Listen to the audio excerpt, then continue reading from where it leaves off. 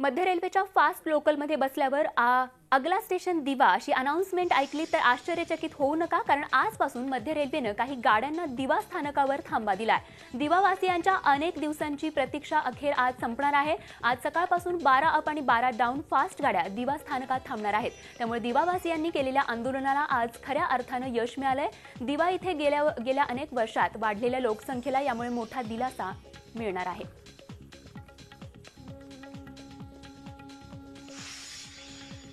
मध्य, हार्बर आणि पश्चिम अशा तीनही रेल्वे मार्गांवर आज मेगा ब्लॉक घेण्यात आलाय। सकाळी 11 ते दुपारी 4 वाजेपर्यंत हा मेगा ब्लॉक घेण्यात आलाय। मध्य रेल्वेच्या मेन लाईनवर मुलुंड ते माटुंग्यात डाऊन स्लो मार्गावर सकाळी 11:30 ते दुपारी 4:30 पर्यंत मेगा ब्लॉक घेण्यात आलाय। हार्बरवर कुर्ला ते वाशी दरम्यान अप आणि डाऊन अशा दोन्ही मार्गांवर सकाळी 11 ते दुपारी 4 पर्यंत हा मेगा ब्लॉक घेण्यात आलाय। तर पश्चिम रेल्वेवर चर्चगेट ते मुंबई सेंट्रल दरम्यान सकाळी 10:30 ते दुपारी 3:35 पर्यंत अप आणि डाऊन जलद मार्गावर मेगा ब्लॉक घेण्यात आलाय।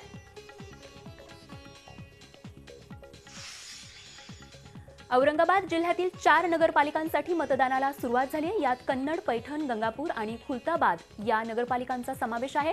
तर वैजापूर नगरपालिकेची निवडणूक कोर्टाच्या आदेशानं लांबणीवर पडली आहे। कन्नड नगरपालिकेवर सध्या काँग्रेसची सत्ता आहे। इथे काँग्रेस आणि शिवसेनेत लढत असली तरी शिवसेनेत असूनही हर्षवर्धन जाधव यांनी स्वतंत्र रायभान आघाडी तयार केली आहे। त्यामुळे मोठी चुरस या ठिकाणी निर्माण झाली आहे। पैठण नगरपालिकेवर शिवसेनेचा झेंडा आहे। पळवापळवीचं राजकारण, सर्वच पक्षांनी लावलेली ताकद आणि बड्या नेत्यांच्या झालेल्या सभांमुळे ही निवडणूक महत्त्वाची मानली जाते। तर गंगापूरची नगरपालिका काँग्रेसच्या ताब्यात आहे। आमदार प्रशांत बंब यांनी ही निवडणूक प्रतिष्ठेची केली आहे। त्यामुळे संजय जाधव यांना ही निवडणूक सोपी नसल्याची चर्चा आहे। खुलताबाद नगरपालिकेवर आमदार बंब यांचं वर्चस्व आहे। इथे मुख्य लढत भाजप आणि काँग्रेसमध्ये असणार आहे।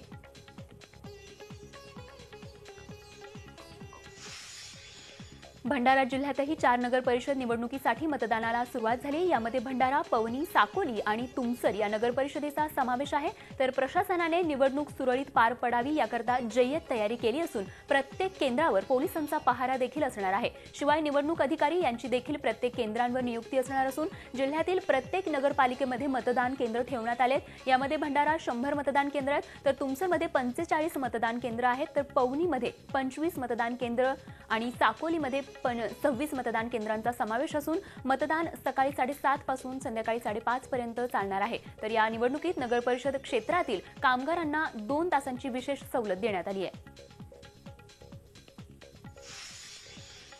मतदानाच्या 1 दिवस आधीची संध्याकाळ महत्त्वाची असल्याचं सांगत त्यावेळी लक्ष्मी घरात येते, त्या लक्ष्मीचा स्वीकार करा असं वादग्रस्त विधान भाजप प्रदेशाध्यक्ष रावसाहेब दानवे यांनी पैठण प्रचार सभेत केलंय। नगर परिषदांच्या निवडणुकांच्या पार्श्वभूमीवर केलेल्या या विधानामुळे राजकीय वर्तुळात एकच खळबळ उडाली होती। दरम्यान नंतर मात्र आपण स्वीकारावा नाही तर स्वागत करावं असं म्हणत सारवासारव केली।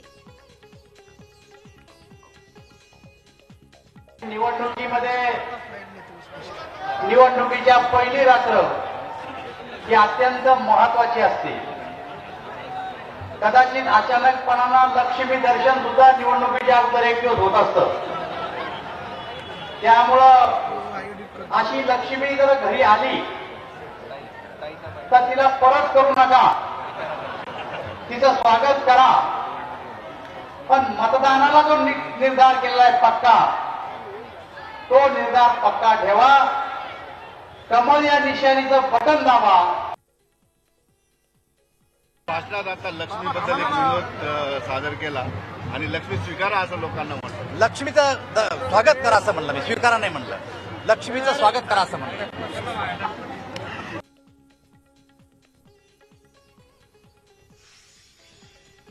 बोगस डॉक्टर आणि बोगस पदवीचा मुद्दा विधिमंडळाच्या अधिवेशनात उपस्थित करण्यात आला। विधान परिषदेत भाजपा आमदार अनिल सोले यांनी विशेष उल्लेख आयुधाचा वापर करून हा मुद्दा उपस्थित केला। बोगस डॉक्टर आणि पदवी प्रकरणाचा पर्दाफाश केल्याबद्दल सोले यांनी झी24 तासचं कौतुक केलंय। या प्रकरणी राज्य सरकारने कारवाई करण्याची मागणी त्यांनी यावेळी केली आहे। नाशिक तुरुंगात कैद्यांकडून सर्रासपणे होत असलेल्या मोबाईल वापराचा पर्दाफाश केल्याबद्दल विधानसभेत झी24 तासचा गौरव करण्यात आला। जयंत पाटील यांनी अंतिम आठवड्यावर बोलताना झी24 तासनं या संदर्भात केलेल्या बातमीचा उल्लेख केला। पाहुयात काय म्हणाले जयंत पाटील। तुरुंगात बसणाऱ्या कैद्यांनी मात्र नरेंद्र मोदी साहेबांची सूचना तंतोतंत अंमलात आणायला सुरुवात केली। अलीकडे झी टीव्हीवरच्या बातम्या होत्या नाशिकच्या मध्यवर्ती कारागृहात कैदी कसे बिनधास्तपणाने मोबाईल वापरतात. आता ते मोबाईलवर काही गुन्हेगारी बद्दल बोलत असतील असं मला म्हणायचं नाही, ते फारच संतांच्या चर्चा करत असतील. पण तुरुंगात राहून अध्यक्ष महोदय कैदी मोबाईलवर बाहेरच्या लोकांशी बोलतात. मोबाईल उपलब्ध करून देणं, तुरुंग प्रशासनानं शासनानं डिजिटल महाराष्ट्राच्या दिशेने एक नवं पाऊल टाकलंय आणि त्याची सुरुवात कुठून करायची हा आपला चॉईस आहे. खेड्यातून करायची का तुरुंगातून करायची. तर महाराष्ट्रात आपल्या नाशिकच्या तुरुंगातून ही सुरुवात केली आहे असं झी टीव्हीच्या बातम्यातून आम्हा सगळ्यांना कळायला लागलंय. निवडणूक अधिकाऱ्याला धमकावल्याप्रकरणी दुग्ध विकास मंत्री महादेव जानकर यांच्या अडचणी वाढत चालल्या असताना विरोधकांनी त्यांना लक्ष केलंय. राष्ट्रवादी काँग्रेसचे आमदार जयंत पाटील यांनी शेलक्या शब्दांमध्ये जानकर यांच्यावर टीका केली आहे. जानकर हे अतिसज्जन मंत्री असून त्यांच्यामुळे मंत्रिमंडळाची शोभा वाढण्याचा उपरोधिक टोला पाटील यांनी लगावलाय. निवडणूक आयोगाने बोंब केली. निवडणूक आयोगाने बिलावर म्हणजे मंत्र्यांच्यावर. निवडणूक आयोगाने केल्यावर कोर्टात जाऊन परत दुसरा ऑर्डर आपल्या विरोधात घ्यायची. कसं जानकर साहेब कशासाठी आहे. जानकर साहेब तुमच्यासारख्या एका अतिसज्जन मंत्र्यांचा वावर या मंत्रिमंडळात असल्यामुळं राज्यमंत्री महोदय जे बिल मांडतायत त्याला विरोध करण्यासाठी आपण सगळ्यांनी प्रयत्न केला पाहिजे. मुंबई महापालिकेतील भ्रष्टाचाराची प्रकरणं बाहेर आलेली आहेत. पालिकेचा कारभार जसा व्हायला हवा तसा होत नाही असं सांगत मुख्यमंत्री देवेंद्र फडणवीस यांनी अप्रत्यक्षपणे शिवसेनेवर निशाणा साधलाय. नागपूर इथे पत्रकारांशी अनौपचारिक गप्पा मारताना मुख्यमंत्र्यांनी हे विधान केलंय. मुंबई पालिका निवडणुकीत युतीबाबत सकारात्मक असल्याचं मुख्यमंत्री म्हणालेत. मात्र याच वेळी मुंबईमध्ये भाजपची ताकद वाढली असून जास्त जागांवर भाजप दावा करेल असंही मुख्यमंत्र्यांनी सांगितलंय. मुंबई महापालिकेचा कारभार पारदर्शक असावा असं सांगत त्यांनी शिवसेनेच्या ताब्यात असलेल्या मुंबई महापालिकेच्या कारभारावरच अप्रत्यक्ष टीका केली. MMRDAच्या बजेटपेक्षा कितीतरी पटीने अधिक कामं आम्ही करतो असं त्यांनी म्हटलंय. मुंबई महापालिकेला पैशांचा प्रश्न नाही, त्यामुळे चांगली कामं व्हायला हवीत अशी अपेक्षाही त्यांनी यावेळी व्यक्त केली आहे. तर हाच मुद्दा घेत शिवसेना पक्षप्रमुख उद्धव ठाकरे यांनी मुख्यमंत्र्यांवर अप्रत्यक्षरित्या टीका केली. तुमच्या नजरेतच दोष आहे, त्याला मी काय करणार असा खोचक सल्लाही उद्धव ठाकरे यांनी मुख्यमंत्र्यांना लगावला.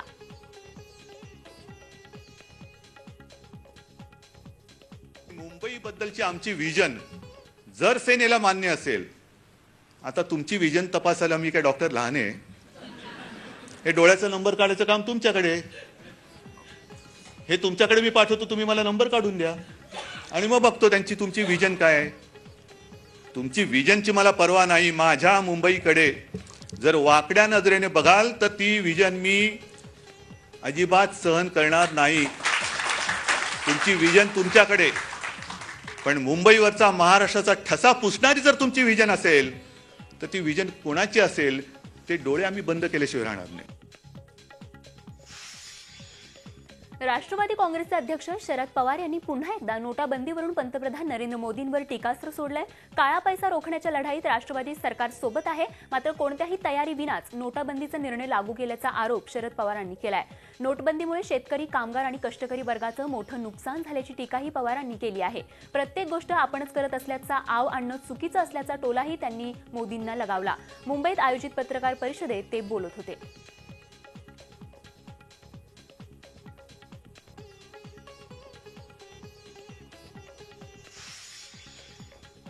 राष्ट्रवादी काँग्रेसचे अध्यक्ष शरद पवार यांनी मुंबई क्रिकेट असोसिएशनच्या अध्यक्षपदाचा राजीनामा दिलाय. शरद पवार यांनी आपला राजीनामा व्यवस्थापकीय समितीकडे सुपूर्द केलाय. आता व्यवस्थापकीय समिती राजीनाम्याबाबत निर्णय घेणार आहे. लोढा समितीच्या शिफारशींवरून सुप्रीम कोर्टानं BCCIला चांगलंच खडसावलं असून न्यायालयात होणाऱ्या अंतिम सुनावणीपूर्वीच शरद पवारांनी राजीनामा दिलाय. लोढा समितीनं क्रिकेट संघामध्ये 70 पेक्षा जास्त वय असलेली व्यक्ती पदावर राहू नये अशी शिफारस केलेली होती. लोढा समितीच्या याच शिफारशीमुळे शरद पवारांनी आपला राजीनामा दिलाय.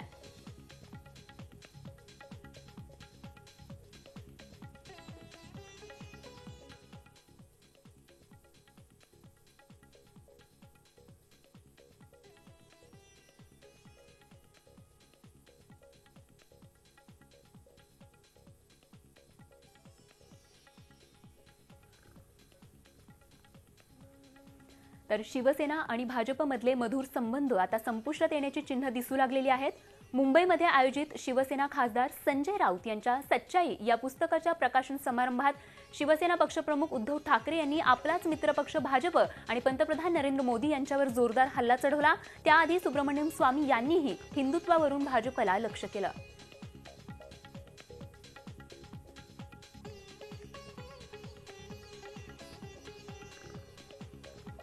राज्यात 15 वर्ष एकत्र सत्ता उपभोगलेल्या काँग्रेस राष्ट्रवादीमध्येच पालिका निवडणूक प्रचारादरम्यान कलगीतुरा रंगताना दिसतोय. मुख्यमंत्री म्हणून काम करण्याऐवजी अशोक चव्हाणांनी नको त्या गोष्टी केल्या आणि म्हणूनच त्यांना घरी बसावं लागलं, अशा शब्दांमध्ये अजित पवार यांनी काँग्रेस प्रदेशाध्यक्ष अशोक चव्हाणांवर सडकून टीका केली आहे. काचेच्या घरात राहणाऱ्यांनी राष्ट्रवादीवर आरोप करू नये, नाहीतर आम्ही जर दगड मारला तर सगळं घर कोलमडून पडेल, अशा शब्दांमध्ये अजित पवारांनी अशोक चव्हाणांना सज्जड दमच दिला.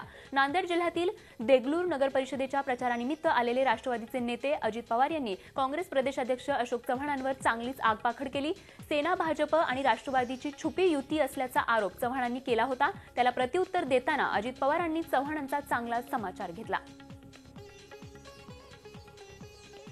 अशोकराव चव्हाणांनी का मुख्यमंत्रीपद सोडलं हे तर जनतेला येऊन सांगावं. काही खोटं नाटं सांगतात, आरोप करतात. त्यांनी चुकीच्या पद्धतीनं स्वतःच्या भेवडीला आणखी नातेवाईकांना फ्लॅट दिले. तिथं मुख्यमंत्री म्हणून बसायला पाहिजे होतं, ते तर बाजूलाच राहिलं. नको त्या गोष्टी केल्या आणि त्यांना ते महत्वाचं पद सोडावं लागलं. आणि तुम्ही राष्ट्रवादीबद्दल बोलावं, त्याबद्दल जे काचेच्या घरामध्ये राहतात त्यांनी दुसऱ्यावर दगड मारायचा प्रयत्न करू नये. आम्ही दगड मारला तर सगळं घर कोलमडून पडेल त्यांचं. त्याची जाणीव त्यांनी त्या ठिकाणी ठेवावी. देशभर नोटाबंदीनंतर पोलिसांत सुमारे 95 लाख रुपयांची रोख रक्कम सापडल्यानं एकच खळबळ उडाली आहे. या रकमेमध्ये नव्या जुन्या नोटांचा समावेश असून कोरची या अतिदुर्गम आणि नक्षलग्रस्त भागामध्ये ही रक्कम सापडली आहे. या रकमेचा नक्षली आंदोलनाशी संबंध आहे का याचा तपास करण्यासाठी पोलीस अधीक्षक अधिक सतर्कता बाळगून आहेत.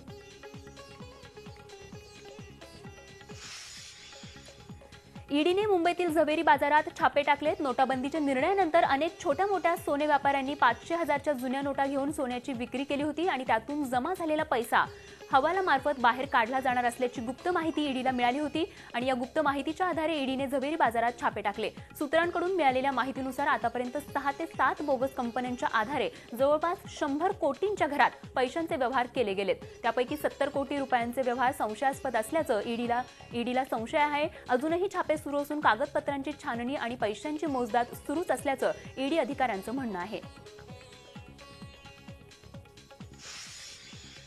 खारघर पाळणाघर प्रकरणी कारवाई करण्यास टाळाटाळ करणाऱ्या सहाय्यक पोलीस निरीक्षकावर निलंबनाची कारवाई होणार आहे. गृहराज्यमंत्री रणजित पाटील यांनी ही माहिती दिली आहे. पाळणाघर ही काळाची गरज असून इथे काम करणाऱ्या कर्मचाऱ्यांच्या चरित्र पडताळणीबाबत महिला आणि बाल कल्याण विभागाला सूचना देणार असल्याचं पाटील यांनी सांगितलंय. पाळणाघरात सीसीटीव्ही बंधनकारक करण्यात आल्याची माहितीही त्यांनी यावेळी दिली आहे.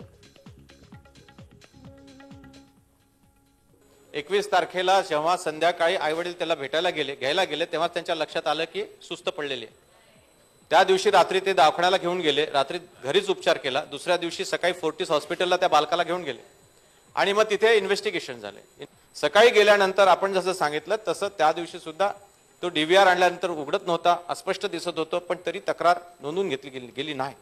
हा जो वेळ गेला याच्यामध्ये एव्हिडन्स टॅम्परिंग सुद्धा होऊ शकलं असतं.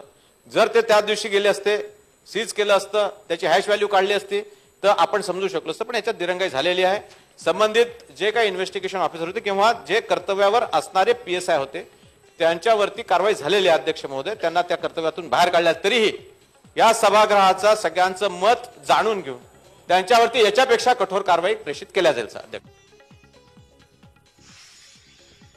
विश्व विक्रमवीर युवा क्रिकेटपटू प्रणव धनावडे याच्याशी कल्याण पोलिसांची चांगलीच बाचाबाची झाली. केंद्रीय मंत्री प्रकाश जावडेकर कल्याण डोंबिवली दौऱ्यावर आले. त्यांच्यासाठी कल्याणमधल्या सुभाष मैदानात भर खेळपट्टीवर हेलिपॅड बनवण्यात येत होतं. विशेष म्हणजे ज्या खेळपट्टीवर प्रॅक्टिस करून प्रणव धनावडे यानं 1000 धावांचा विश्वविक्रम रचला त्याच खेळपट्टीवर हे हेलिपॅड बांधण्यात आलं आणि यासाठी संध्याकाळी सर्व खेळाडूंना मैदानातून बाहेर काढण्यात आलं. याबाबत प्रणव धनावडे आणि त्याच्या वडिलांनी विचारणा केली असता आदेश असल्याचं सांगत कल्याण पोलिसांनी त्याच्याशी वाद घातला. पोलिसांनी दोघांना ताब्यातही घेतलं. मात्र नंतर या वादावर पडदा पडला आणि दोघांना सोडून देण्यात आलं. विशेष म्हणजे मैदानातील हेलिपॅडला विरोध करणाऱ्या प्रणवची केंद्रीय मंत्री प्रकाश जावडेकर यांनीही पाठराखण केली आहे. मैदानावर हेलिपॅड योग्य नाही, प्रणवचं म्हणणं योग्य असल्याचंही त्यांनी म्हटलंय. आपण हेलिकॉप्टरनं नव्हे तर कारनं जाणार असल्याचंही त्यांनी प्रणवला सांगितलं.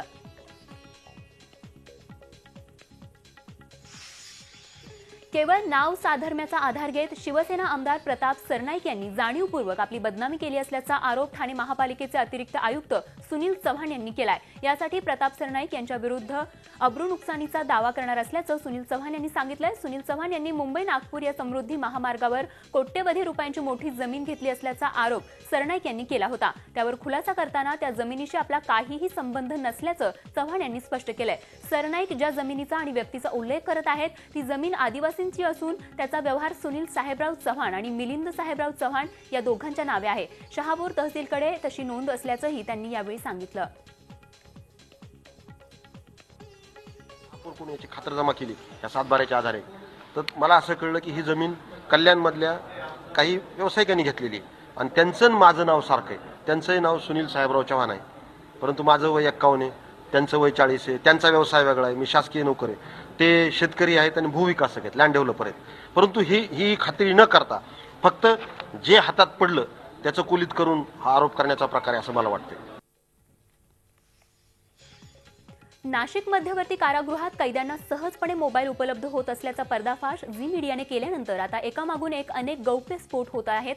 याच संदर्भात एका महिला कैद्यानं प्रत्यक्ष कारागृहात काय चालतं याची माहितीच झी मीडियाला दिली आहे. दरम्यान नाशिक जेलमध्ये कैद्यांना मिळत असलेल्या मोबाईल प्रकरणाची राज्याच्या तुरुंग प्रशासनानं गंभीर दखल घेतली आहे. स्वतः तुरुंग विभागाचे पोलीस उपमहानिरीक्षक 3 दिवसांपासून नाशिक जेलमध्ये तळ ठोकून आहेत आणि या प्रकरणाची सखोल चौकशी त्यांच्याकडून सुरू आहे. नियमांचं पालन करा, देश घडवा हा संदेश देत महेंद्र आणि हितेंद्र हे महाजन बंधू मुंबई, बंगळुरू, चेन्नई, कोलकाता, दिल्ली आणि पुन्हा मुंबई असा 6000 किलोमीटरचा प्रवास 12 दिवसांमध्ये पूर्ण करणार आहेत. गेटवे ऑफ इंडिया मुंबई येथून आज त्यांच्या या प्रवासाला सुरुवात झाली. यावेळी झी 24 तासचे मुख्य संपादक डॉक्टर उदय निरगुळकर तसंच राज्याचे सार्वजनिक बांधकाम मंत्री एकनाथ शिंदेही उपस्थित होते. गोल्डन क्वाड्रिलॅटरल चॅलेंज याच्यामध्ये आपण गोल्डन क्वाड्रिलॅटरल जो आपला भारताचा रस्ता आहे याच्यावर 6000 किलोमीटरचा 4 मेट्रो सिटीला जोडणारा म्हणजे मुंबई, चेन्नई, कलकत्ता, दिल्ली आणि परत मुंबई ह्याच्यावर आम्ही गिनीज वर्ल्ड रेकॉर्ड सेट करायचा प्रयत्न करतो आहे. कमीत कमी वेळात हे टीम ऑफ 2 दोघं भाऊ मिळून रिले फॉर्मॅटमध्ये सायकल चालवून हा रेकॉर्ड प्रस्थापित करणार आहोत आम्ही. भारताच्या संविधानाने जे आपल्याला नियम दिलेले आहेत त्या नियमांचं काटेकोरपणे आपण पालन केलं तर आपला देश सगळ्यात प्रगतीपथावर सगळ्यात वरती जाईल याच्याबद्दल काहीच शंका नाही आहे. म्हणून आमचं पंचलाईन आहे, नियम पाळा, देश घडवा, follow the rules and India will rule.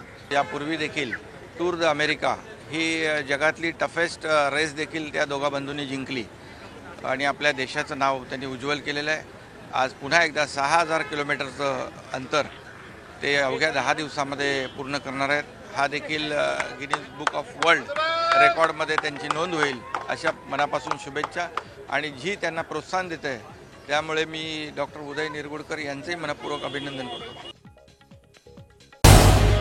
Zee 24 तास रहा एक पाऊल पुढे.